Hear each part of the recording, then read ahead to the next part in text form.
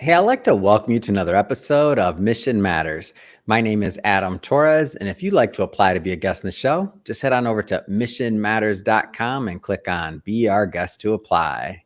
All right, so today is a very special episode. We are welcoming back to the show Kurt Meyer, who is Vice President of Business Development over at IBA, and I'm proud to announce an author in our most recently released edition of Mission Matters. Hey, I just want to say, Kurt, welcome back to the show.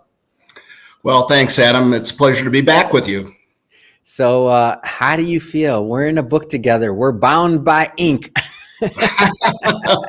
It's fantastic. Obviously the hard copy is particularly impressive, and looking forward to distributing thousands of them here after this podcast. Yeah. Well, great to have you back on. And before we get into the content, before we get into the Reluctant Entrepreneur, the book, and also what you're doing at IBA, we'll take a step back and we'll start this episode the way that we start them all, with what we like to call our Mission Matters Minute. So, Kurt, we at Mission Matters, we amplify stories for entrepreneurs, executives, and experts. That's our mission. Kurt, what mission matters to you? Satisfying the needs of veterans, particularly those transitioning from active duty, and really satisfying the needs of any business owner who's looking to exit through the sale of their business. Now you're, and thank you for sharing that, and a big shout out, of course, to our veterans. When we have many veteran entrepreneurs that we bring on the line, and I love to get your opinion and also your expertise from this. But I guess maybe let's just break down I know we did one episode in the past, but that was a long time ago. And we got a whole lot. We've been blessed. We have a whole lot of new listeners. So maybe let's start off by breaking down your background a little bit here. I know you have 3 different distinct professional careers. So maybe let's start there. Sure, Adam. I am blessed by having 3 careers. My first career after graduating from Notre Dame was in the Navy as a naval nuclear submarine officer. And I had the pleasure of serving aboard the USS Robert E. Lee for 5 years in the Pacific during the height of the Cold War. And that provided a great foundation for me for the subsequent 40 years, which transitioned from military career to a career in a Fortune 300 chemical company, Air Products and Chemicals, where I was in the industrial gas division, where we were selling products like oxygen, nitrogen, helium, hydrogen to a wide variety of industries. Started in the field in Phoenix, went to LA, spent some time in the corporate headquarters. Then I actually had an expat stint in Malaysia for a couple of years. Came back and took on increasingly responsible positions, running, for example, the global helium business for Air Products, controlled 40% of the production. And then finally, I got my M&A chops by rolling up the respiratory therapy industry for Air Products as a provider of care. And then after 20 years, I entered the third phase of my professional career. I became an entrepreneur and have owned and sold several businesses in a variety of industries, from healthcare to industrial supply to actually owning my own business brokerage firm prior to joining IBA almost 5 years ago. So again, military career, Fortune 300 career, and my favorite, being a vetrepreneur, an entrepreneur of the last 20 plus years. I wanna stick in that transition from when you went into entrepreneurship a little bit longer, because when we talk about IBA, obviously we're going to get into some of the nuances of that, and so for that we may be talking about some more established businesses, right? When you're talking about the M&A side of things, but I want you to talk to those early entrepreneurs. And I don't mean by age, I just mean by like, maybe they're just getting started. And it could be an entrepreneur, it could be a vetpreneur. Like, talk to them for a moment. Like, what was that like making the transition? Because it's different when you're out there on your own. Absolutely, Adam. So when I made that transition, I was in my mid 40s. And so, the light bulb went on a little late for me, quite frankly. I had enjoyed my career with Air Products and had challenging assignments that grew me professionally. to where I became a general manager and was familiar with all aspects of running a business. But making that transition is nerve-wracking. I had a very comfortable position and a lot of security, et cetera. Mhm. But I knew that I wanted to do something different. Rather than making shareholders rich through my efforts, I thought, why not Mhm. I benefit from my own efforts? Why not I have the flexibility that I craved? I had two daughters growing up. My wife's a professional, and one of us needed to do something different. I thought my Mhm. wife would, but she encouraged me to, and it was the best decision I made. So, Yeah. that transition was a challenge because I didn't know what the heck I wanted to do. Um, when somebody says they want to go into business for themselves, you have to have some sort of vision of what that is, and hopefully it's something that plays to your skill set, your knowledge, experience, and skill. Mhm.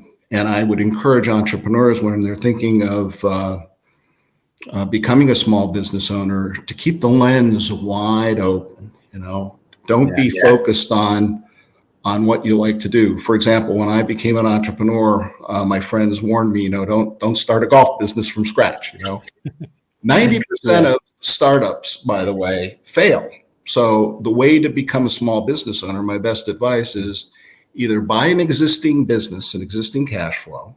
Mhm. Preferably, it replaces your corporate income immediately and is accretive day one, or buy a franchise, buy a new franchise, Mm. because then you're in business for yourself, but not by yourself, and you have a proven business model. And if you execute, you're going to minimize the chance of failure, and you're going to gain experience over time, and those entrepreneurial juices will continue. And it Mm. doesn't mean that just because you become a franchisee, you have to stay in that particular franchise or that industry forever. Mhm. I mean, as you get the confidence going, you can branch off into other opportunities, which is what was the case with me.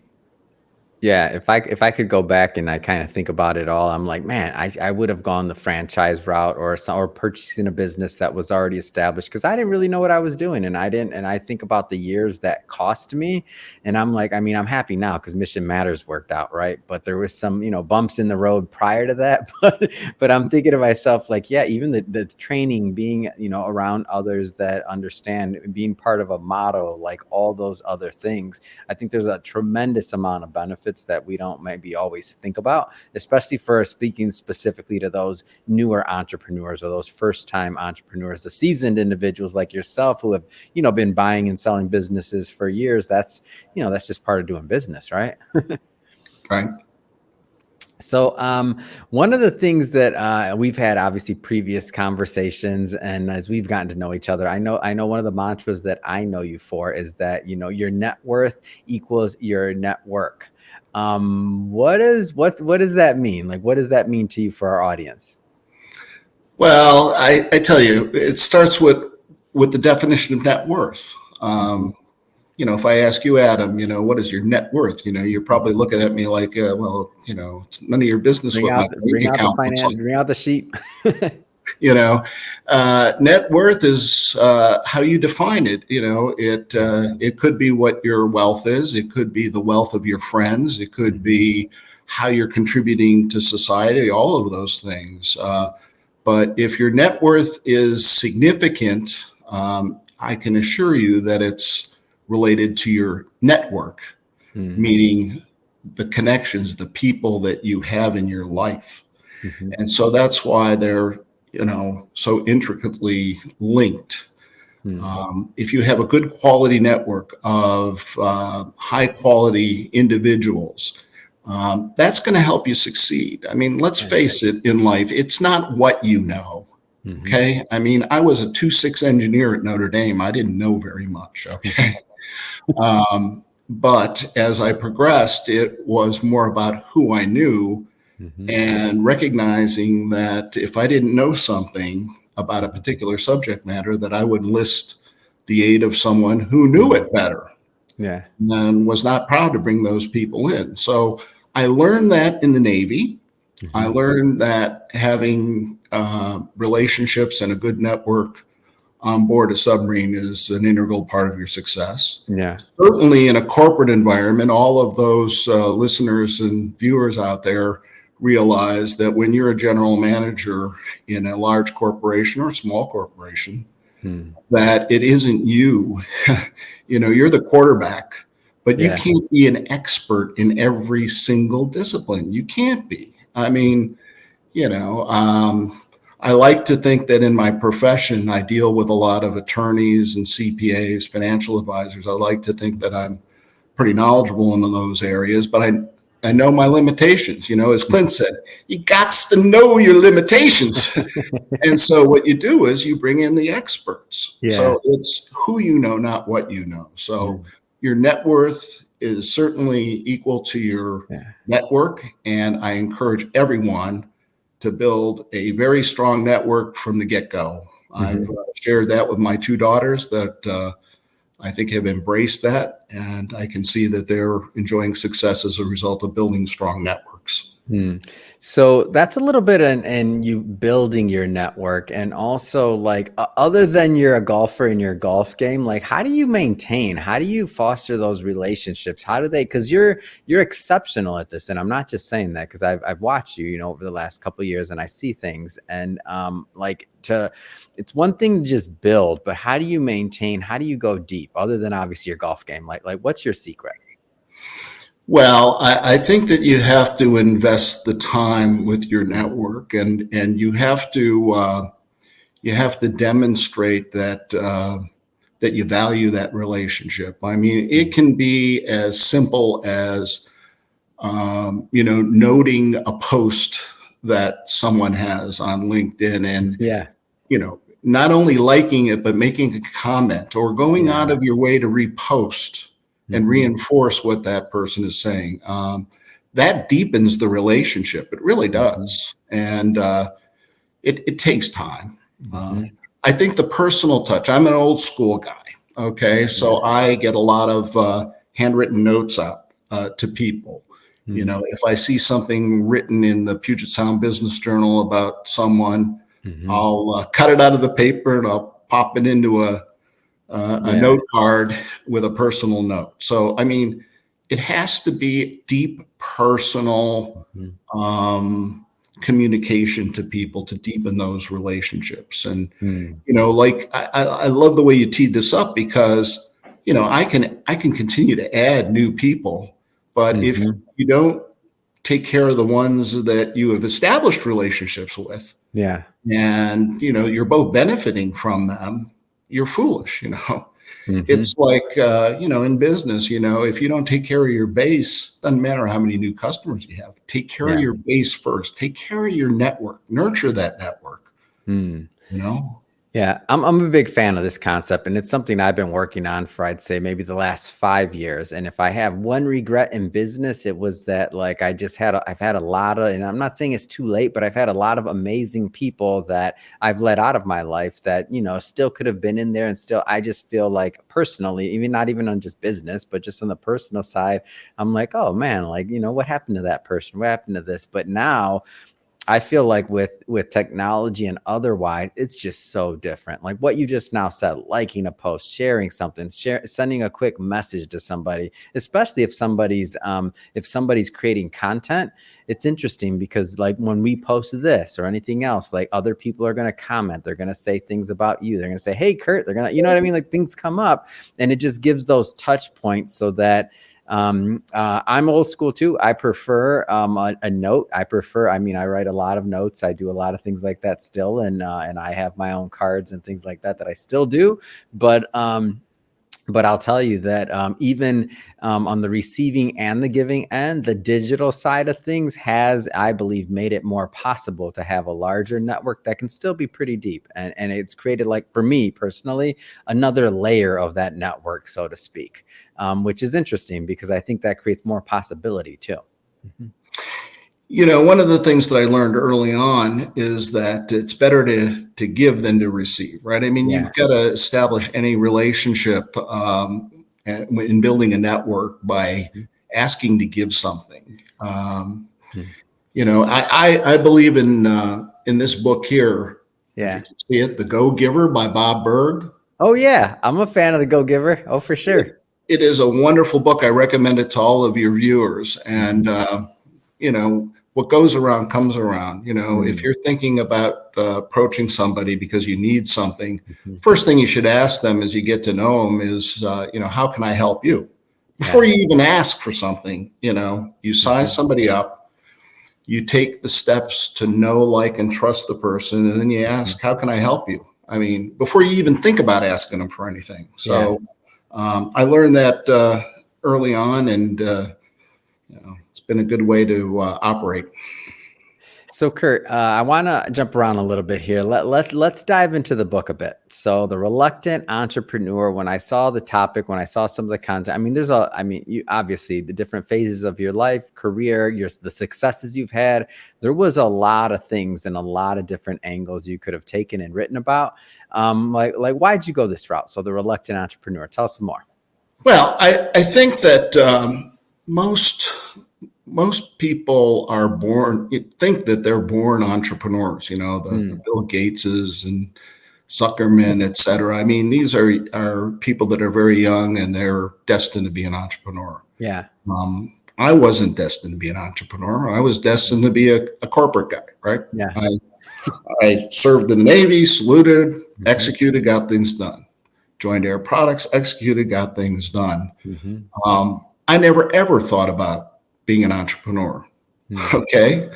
The way that it developed, and I explained it in the book, is that my wife and my wife also being a professional, we realized that having two daughters, that it required a lot of effort and time in parenting. And for both of us to be traveling so much and consumed by our jobs, one of us had a cave. One of us had to take the lead with the kids, and one of us had to continue putting the food on the table, right, as a W-2. So we came to the conclusion both of us didn't need to be W-2s. I initially thought my wife might want to stay at home with the kids for some period, but she really enjoyed her job, so she had no intention of staying at home or getting away from her corporate job and perhaps being a CPA where she could enjoy the flexibility. She basically flipped the roles. She said, why don't you do what you like? Why don't you take what you've learned, and why don't you find something that you want to do and do it your way? And I just thought that I was going to continue with Air Products till I was 65, retire, and drop dead, because that's what men do, right? Yeah. And she flipped it. She said, I'm giving you the freedom to consider doing something else. And so that's why there was a reluctance. I mean, I didn't want to jump in because I was fearful, quite frankly, to be honest with you. I mean, what if I failed? I mean, I was very successful in the corporation. Why would I want to try something and potentially fail? I mean, I wasn't sure if it was my ability that made me successful or all the great people around me. True, the system. And so when you become an entrepreneur, believe me, you're on an island, Yep. And so that's where the reluctance came from. It was reluctant to give up a really great position and, take that leap of faith and go off on my own. Yeah. What do you hope the readers will get out of this? Like after that, they get through it, they're reading it. Like what do you hope that some of the takeaways are? Well, I think when they read it, it's going to confirm what is in their gut, which is the same thing that's in my gut. And that is, why am I waiting? Why am I working for the man so long?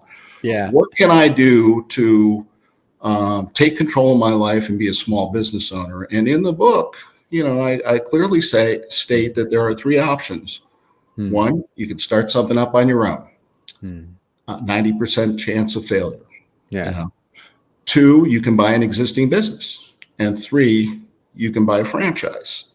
And so I would encourage the viewers to reach out to me and say, hey, how can you help me become a small business owner? I mean, tell me the pros and cons of buying Mhm. an existing business or a franchise. Mm.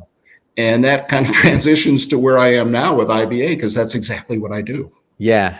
I work with people who have a desire to control their life, Mm. and I share with them the opportunities, both existing businesses and new franchises, that can get them there. And I'm Mm. telling you, it takes maybe a year or 2 years at most to really feel Mm. comfortable as a small business owner and, you know, enjoy the benefits, replace your corporate income, have Mhm. the flexibility to do what you want to do in life, and never look back. So Yeah. I hope that I inspire them to kick the W-2 job Mm. behind them and get on with life. How do you get to the top of Maslow's hierarchy of needs and become Yeah. self-actualized if you continue working for the man forever? Mm. You don't. I Yeah. mean, yeah. Having said that, I have a lot of friends that enjoy great careers Of as course. executives in corporations, and they find enjoyment out of life in other ways. They contribute to Mhm. nonprofits. They lend their talents to other entities, their Mhm. church, political affiliations, etc. So I'm not saying that everybody in a corporation is a loser by any means, okay? But Of course, yeah. if you have that desire to step out Mm. on your own, do it. Don't Mm. wait. Don't wait 20 years like I did, Yeah. okay? Move ahead smartly and enlist the assistance of people who've been there and done that. Again, Mhm. reach out to, you know, who you know, because you don't know much about small business ownership until you approach Mhm. somebody that's been through that. Yeah. What do you like about your niche with IBA and helping others with businesses? Like what brings you enjoyment there? Well, as we let off, the mission at IBA, we're a sell side firm. So our mission is to work with the owners of privately held and family owned businesses in the lower Mhm. middle market. That would be businesses with enterprise values between 1 million and 25 million, Mhm. transition via exit via sale. So Mhm. ensuring that that is done really, really well. So that's the primary mission. However, it takes a buyer to do a deal. So we Yeah. work with buyers. And many of these buyers are first time buyers. Here in Mm. Seattle, it would be folks that are working at Microsoft, Boeing, Amazon, Yeah. that are tired of working for the man and want to do their own thing. And so, guiding them into the right fit is critical. Mm. Understanding what their skill sets are, understanding what they can bring to a business, and Mm.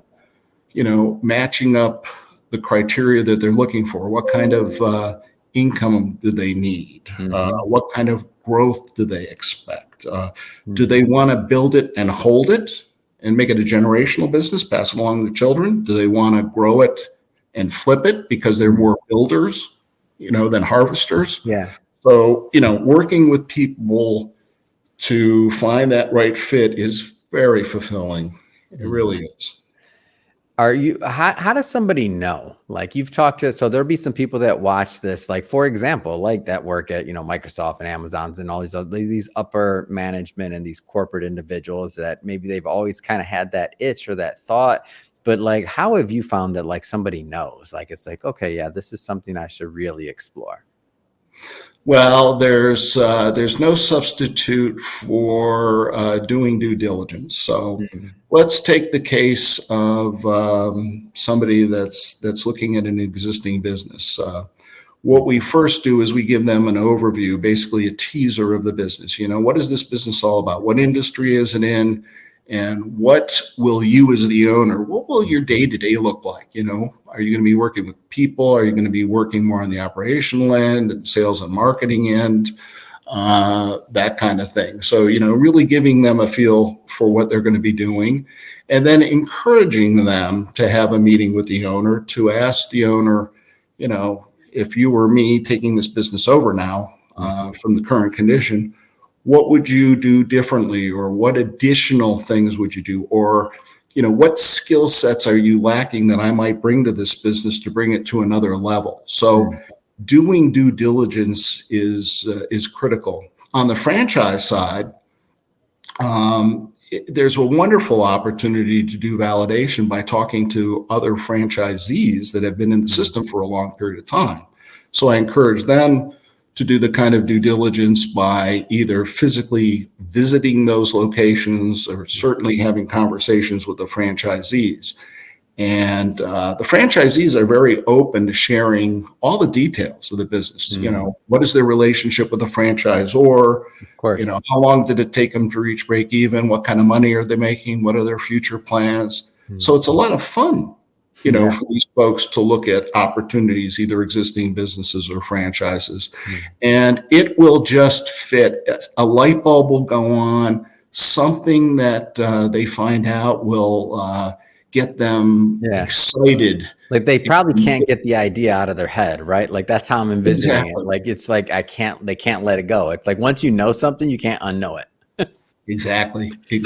So what's the timeline look like? And I know that's going to vary, obviously, but like, I mean, range. What is timeline? Have you seen somebody maybe making the transition from corporate to either whether it's owning franchises or buying a business? Like, what does a timeline look like?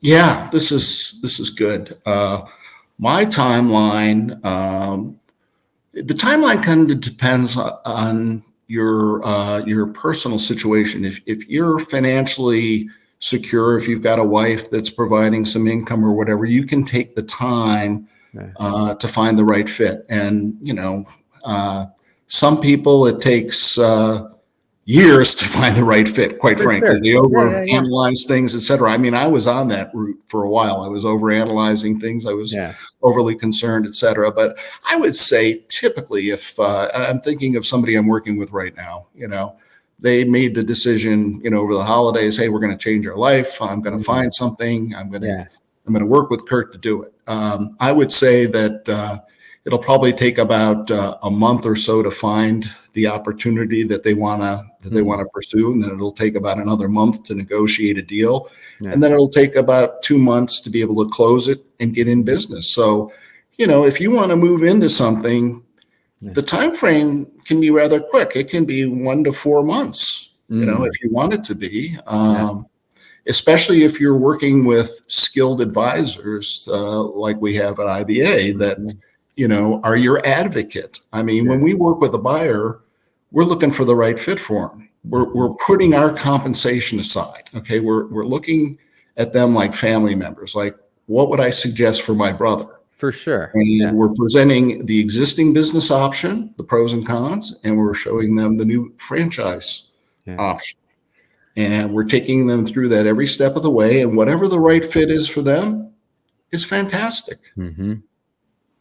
So let's kind of address that from maybe the sell side of it too. So let's from the business owner side point of view. So somebody's, you know, they're watching this, they're thinking about it. They're like, man, it's been on my mind for a long time. Maybe we need to start this planning thing of succession, whichever route it's going to go, right? Whether, but I feel like that conversation, especially right now, based on the age demographic of many business owners in the country, preparing for whatever the succession plan is going to be is top of mind for many. Give me some, I won't say timeline, but give me some scenarios, because that's a broad question. Sure. Oh, this is right in our wheelhouse, my friend. Yeah. So right now, think about being an owner of a business that's successful. Mm-hmm. So you're enjoying the business. You've built it over a period of time. You're making good money.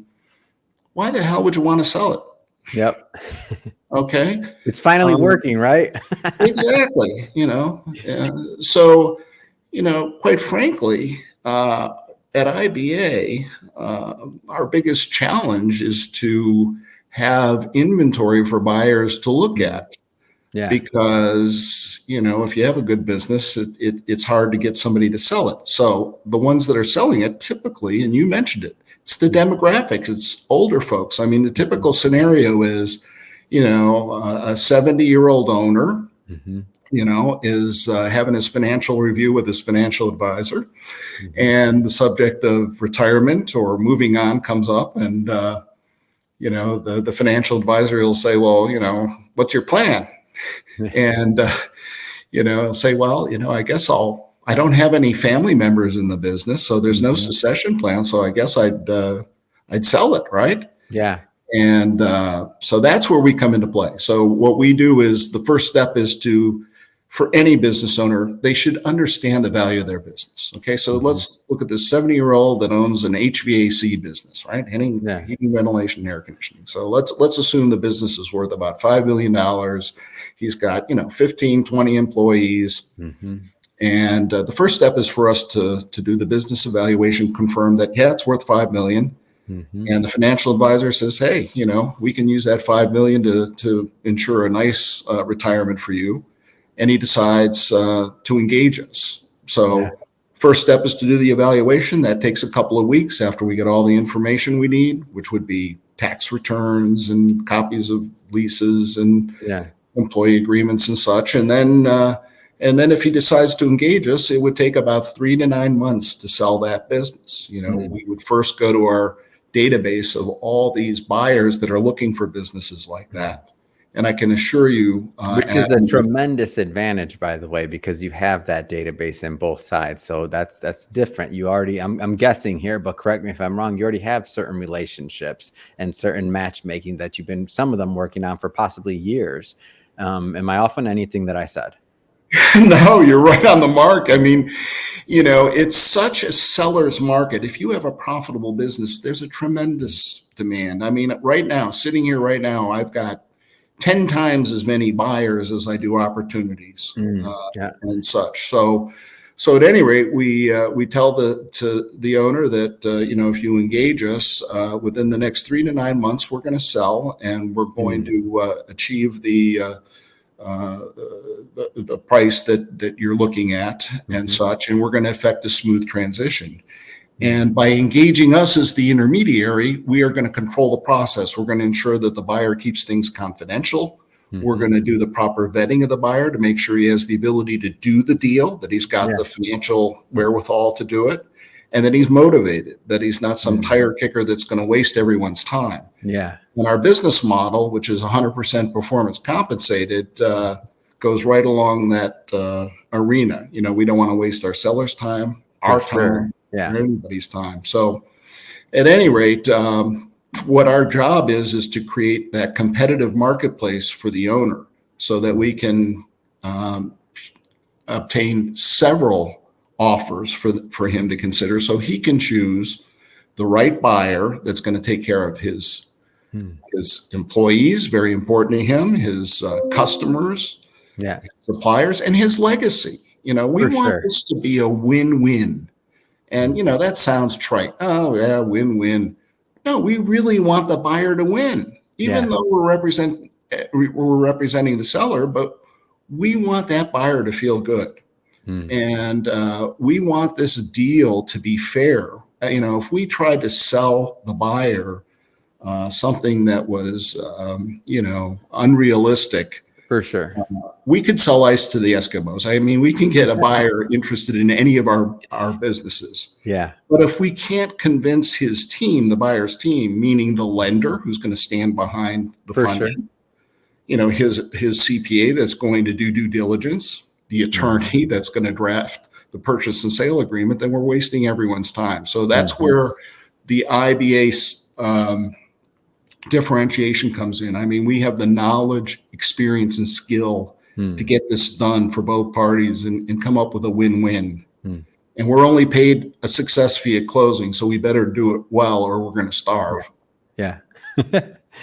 Well said, Kurt. And I'll tell you, first off, it's been great having you back on the show. I'm excited to continue to promote this book with you, to talk and just kind of build the relationship. Speaking of network and speaking of building relationships, it's been great to have you in our Mission Matters community, and I look forward to continuing to build. But that being said, I mean, what's next? I mean, what's next for you? What's next for your business plans? I mean, I got to ask that question. What's next?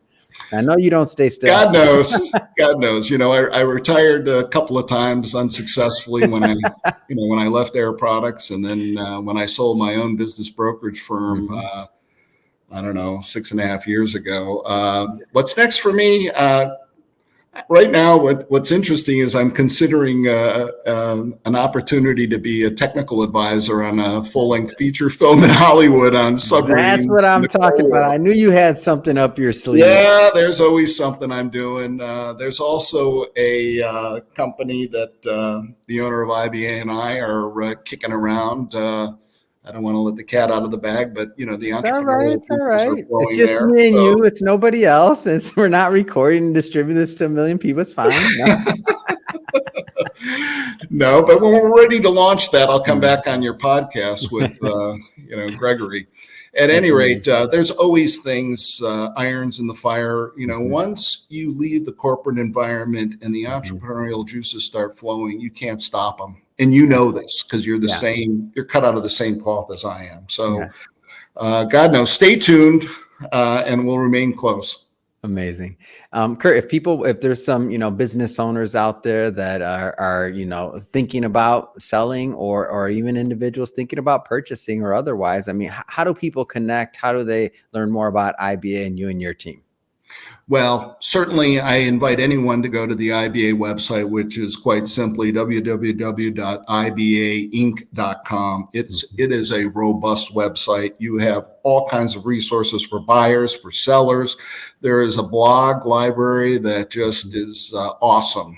Articles to support small business owners, to that appeals to buyers as well, giving insights into examples of people that have left corporations and become successful small business owners. So going to IBAinc.com makes sense. Reaching out to me on LinkedIn would be fine. I mean, I'm more than willing to make room by maybe eliminating a few folks that, to make room. Unfortunately, LinkedIn limits me to 30,000 connections. And so for the last 15 years, every time I try Yeah. to add somebody, I've got to delete them. But the lesson there is LinkedIn is for business only. So Yeah. if I eliminate somebody, it's not because I don't like them. It's because they don't add as much business value as the next person up, right? Oh, I So, love it. I love it. Well, Kurt, first off, I'm so happy to have you back on the show. Excited to promote the book, the audience, everybody tuning in. Hey, if you haven't hit that subscribe button, hey, just to let you know, this is a daily show. Each and every day on the podcast, we're bringing on new business owners, entrepreneurs, executives. We're creating a bunch of content and goodwill out there. We'd love for you to take part. Hit that subscribe button, and we'll put IBA's information, Kurt, all that good stuff in the show notes. So you can just click on the links and head right on over. Kurt, thank you so much time and can't wait to the next time we get to do this. okay, take care, Adam. Good talking to you.